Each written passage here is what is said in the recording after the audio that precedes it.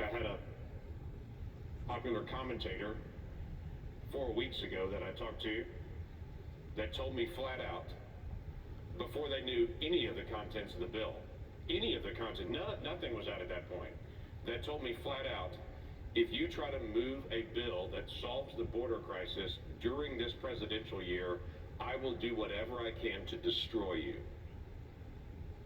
Because I do not want you to solve this during the presidential election. By the way, they have been faithful to their promise and have done everything they can to destroy me. And then, as I've mentioned, I've had a few folks that have said, if I can't get everything, I want nothing. I don't find most Americans are that way, just in their day-to-day life. We have high goals and aspirations as Americans, and quite frankly, I don't blame Americans for being really angry and frustrated where we are at the border. Really angry and frustrated.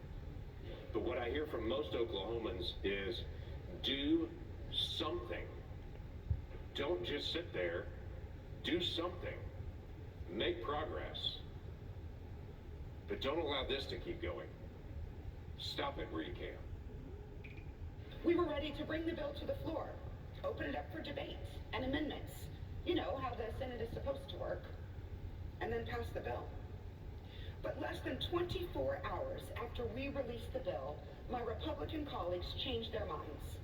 Turns out, they want all talk and no action. It turns out, border security is not actually a risk to our national security. It's just a talking point for the election. After all of their cable news appearances, after all those campaign photo ops in the desert, after all those trips to the border, this crisis isn't actually much of a crisis after all.